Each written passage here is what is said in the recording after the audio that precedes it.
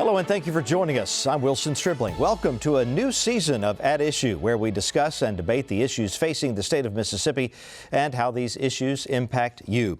Mississippi is officially flying a new state flag. Ratifying the flag Mississippians voted on in November was the first item on the agenda for lawmakers as they convened for the 2021 legislative session.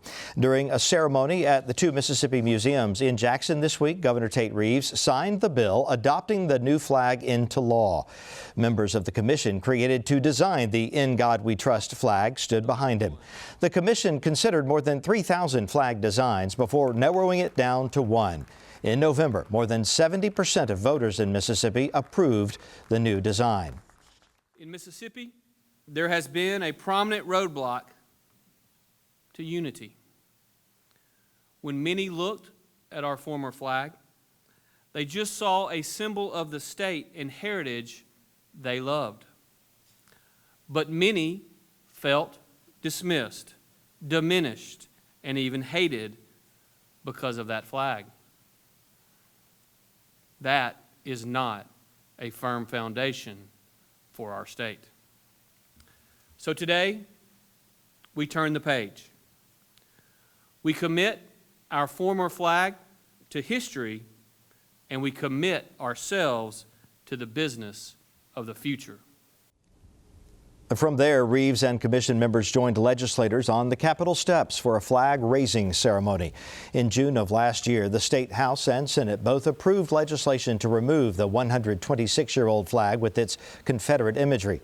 During the ceremony, House Speaker Philip Gunn talked about how some lawmakers who struggled with their vote to take down the former flag finally came around to voting yes. Another member came back later, told me no, but he came back later, he said, I got two little boys that are watching me. I cannot let them down. I'm voting yes. Another member told me no. 5 hours later, he came back and he said, I've talked to my wife.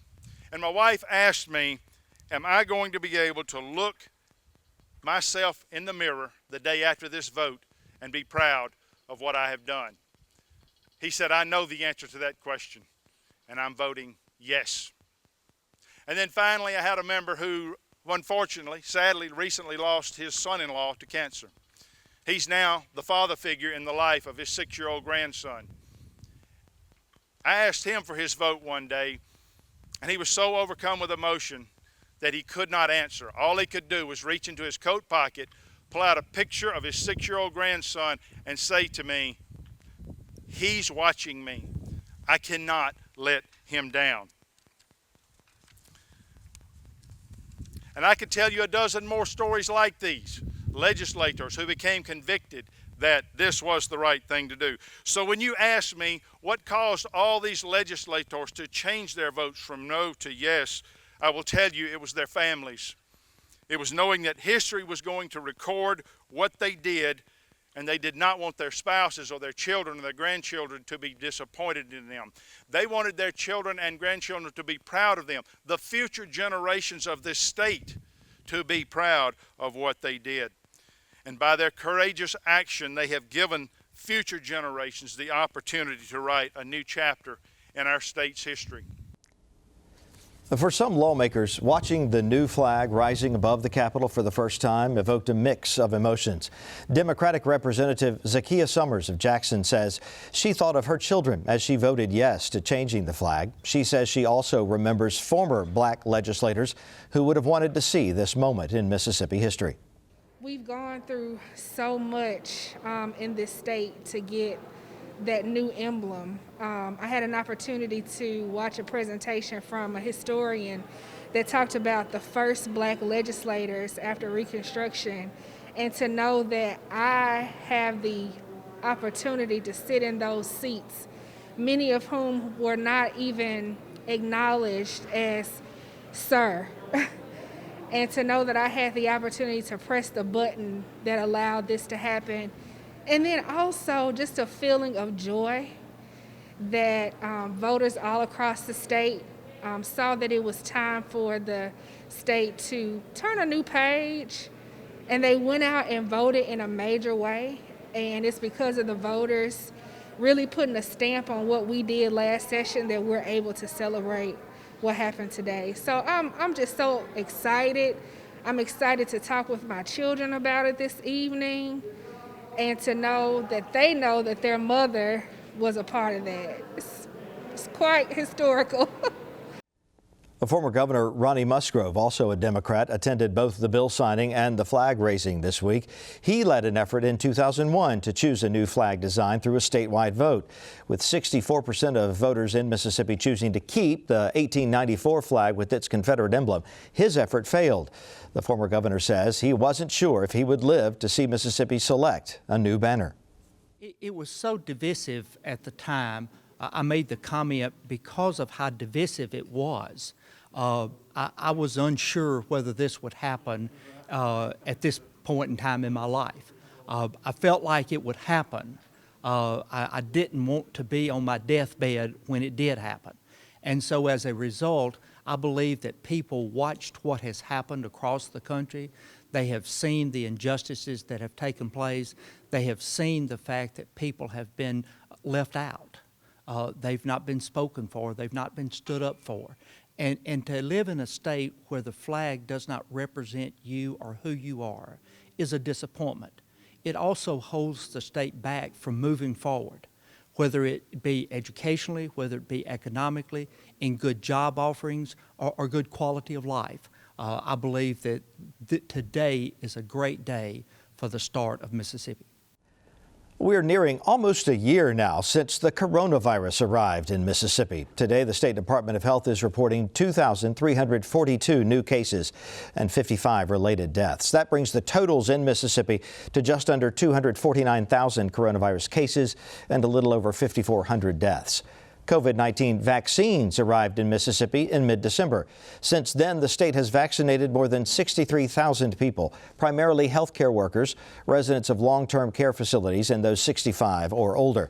On Wednesday, the health department announced that the state has no more vaccine appointments available at drive-through locations, and clinics will not be able to order more until the state receives additional shipments from the federal government, which could be in mid-February. Then late today, the health department issued an update saying more appointments would become available the first week, or the week of January 25th, that is. Regardless, health officials say if you have already gotten your first dose, there is enough supply on hand for your second dose. The coronavirus pandemic also continues to disrupt teaching and learning in Mississippi schools. Lawmakers are concerned about the effects of the pandemic on K-12 public education. Lieutenant Governor Delbert Hosemann says he is deeply disturbed about potential learning loss. I am worried to death about a gap year. I will just tell y'all, I have probably been on 50 different classes on Zoom calls with teachers and whatnot. They basically have created an entire new school system since February. I still marvel at the fact that they were able to do that. But every one of these that I ask these kids, would you rather be here in class? 90% of them want to come back to class. The teacher can't come down the row and say, are you having trouble? They don't have the social interaction that goes with going to school. This distance learning is a supplement to education. It is not the answer to education. And I think you'll find today, and I think in our national studies, that our students aren't getting as good an education as they would sitting in front of a teacher. During a hearing at the Capitol last week, senators met with Education Superintendent Carrie Wright. She says without full data, it's difficult to assess the impact of COVID-19 disruptions on learning in Mississippi schools. Under a state law that's been in place for several years, students are required to pass a reading assessment at the end of third grade. Those who do not pass are supposed to be held back, but Wright believes this should be a year of grace for students and schools. This is my recommendation, is that they maintain their letter grade that they had from the previous year. We still administer the third grade assessment. We still administer the end of course assessments, but we are not going to retain third graders that don't pass that assessment, and nor would we hold the same level of commitment to our high school students for the end of course assessments passing rate. The legislature could tweak the law to waive the passing requirement, or Governor Tate Reeves could do it through an executive order. A teacher pay bill has come out of the Senate Education Committee and is expected to be taken up on the floor next week. Education Chairman Dennis DeBar of Leakesville tells At Issue producer Ashley Norwood the bill is the exact same as last year's bill, which was put off due to state spending uncertainties after the coronavirus pandemic began. It would be a $1,000 pay raise for teachers and teachers' assistants, and it would raise the starting salary for teachers to $37,000. Currently, a teacher with 3 years or less of experience with a bachelor's degree, their salary is $35,890. So we're pushing that to $37,000. So that raise would actually be $1,110. You got some people who may say, why not more? What's your response to that? I agree. I think that's we need to get up to the southeastern average, but we can't do it all at once. We have other agencies that need to be funded: corrections, mental health, child support, child services. So I agree. This is a first step. If the House wants to include a bigger pay raise, I'm all for it. But our plan in the Senate is to start here and then work our way up next year and the following year. We'd be back here this year doing the pay raise if last year's bill didn't pass. So our goal is to help our teachers receive a decent pay that they can afford to live on. Members of the Legislative Black Caucus are outlining their priorities for the 2021 session. Election reform is one item on their list. Democratic Senator Angela Turner Ford of West Point chairs the caucus.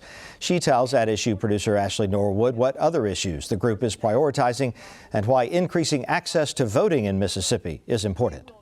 The absentee ballot process that we have is, I would say, more complicated, and what we want to do is allow individuals, or develop a framework that would allow individuals to vote early, so that they won't have to wait in long lines. I've heard that this is not our last pandemic, so I don't know that, but we have no idea of knowing what we're going to face in the future. But why not use this as an opportunity to make changes that would help our constituents? Kind of talk about what you noticed in the most recent election and why this is important going forward.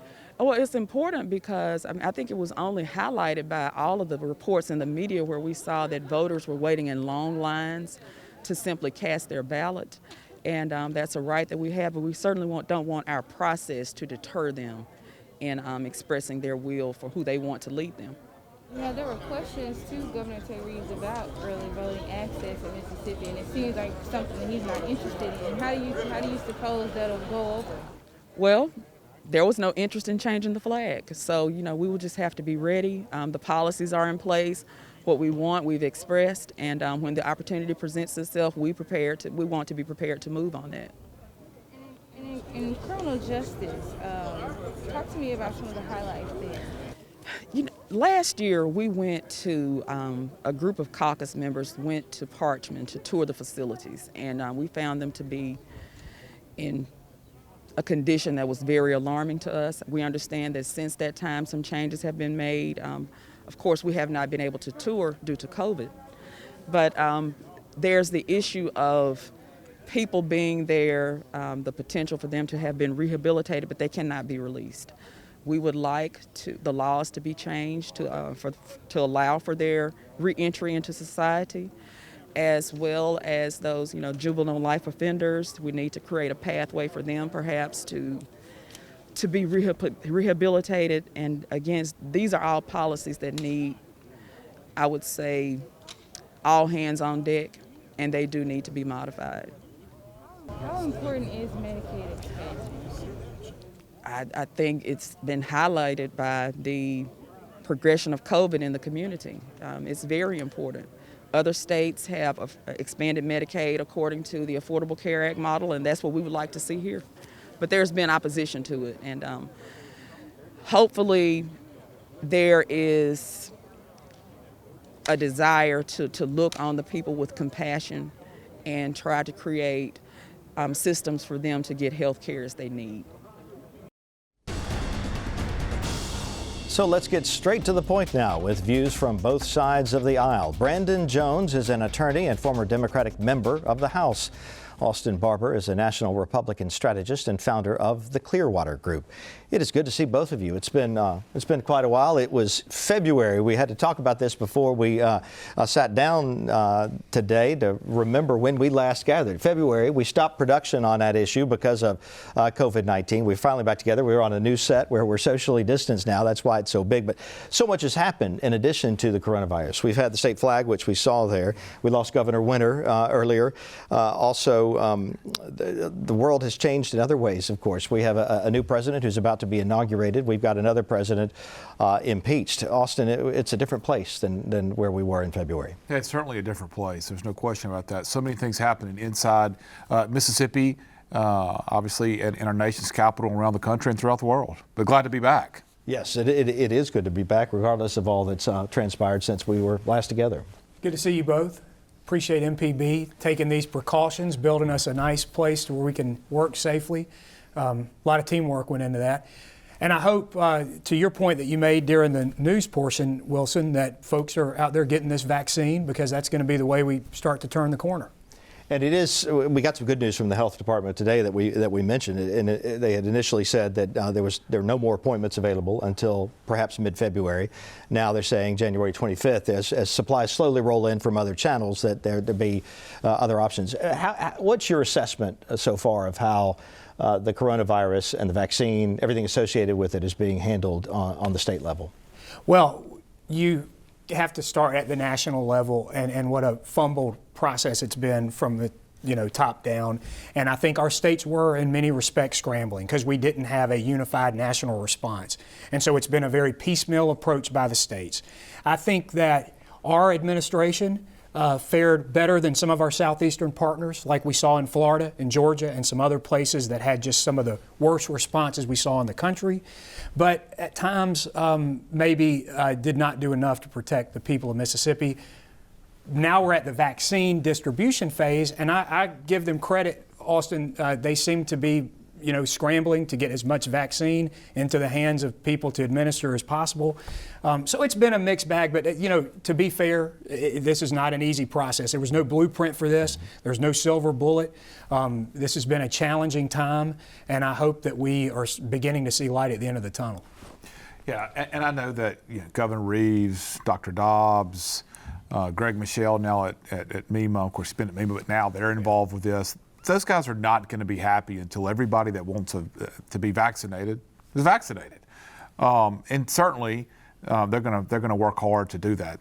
There are some roadblocks that are set up, as you just mentioned. You got to be able to get enough vaccines from the federal government here in Mississippi and then distribute them around the state. But they've hit some roadblocks. Certainly they have. I know they're trying to work through it. It's not as easy a process. I know my parents went through the process and drove to the drive-in in Canton the other day, and they're both 80 years old and were able to get vaccinated round one, and I was glad to know that. So, and I just encourage those of you who are out there, get vaccinated if you can. And if you have questions about it, get online, go to some reasonable, rational sites and learn about this, because it's certainly worth getting updated on this and hopefully getting a shot in your arm.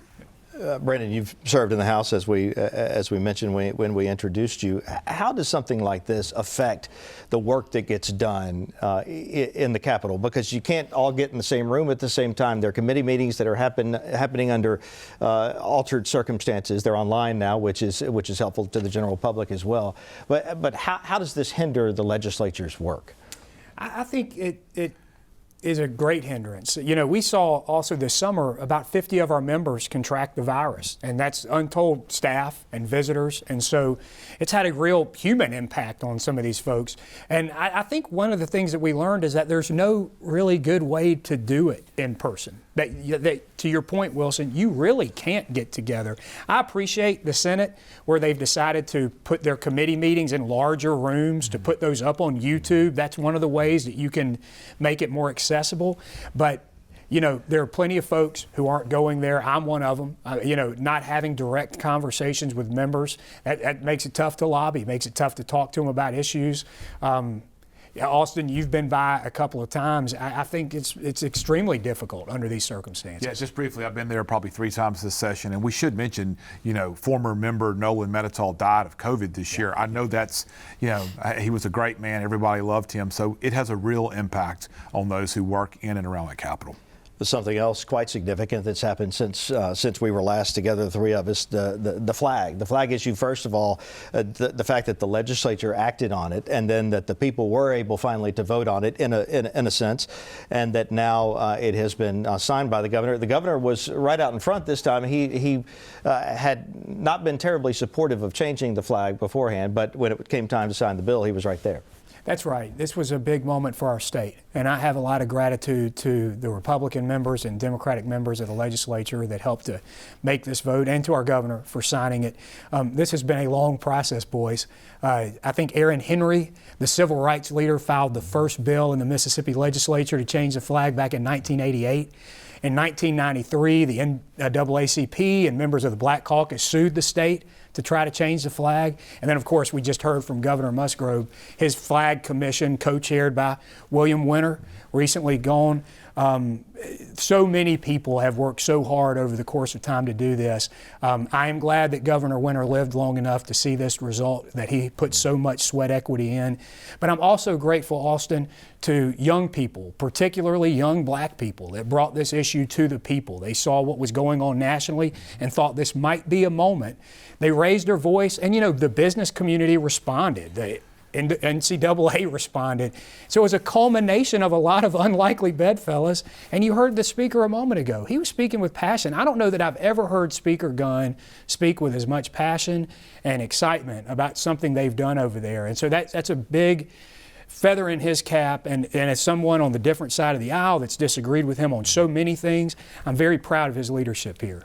Well, in the Capitol building, there are 2 people that really deserve a lot of credit, and that's the Speaker, Philip Gunn, and that's the Lieutenant Governor, Delbert Hosemann. Yeah. Those 2 men went out on a limb in their own party.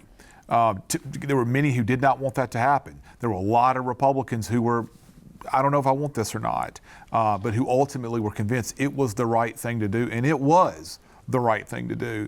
The business community, MEC, that's the Mississippi Economic Council, basically our state chamber of commerce. Those guys and girls, they worked so hard. They were so supportive of this. A lot of business community leaders around the state. A lot of those guys are nonpartisan. They deserve a lot of credit for it.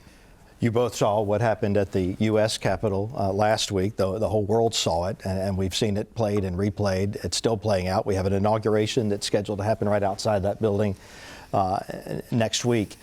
Austin, you've spent a lot of time in Washington.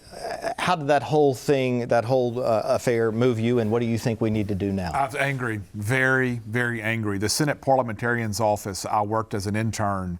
I was 21, 22 years old. It was the summer of 1997. I saw pictures of it.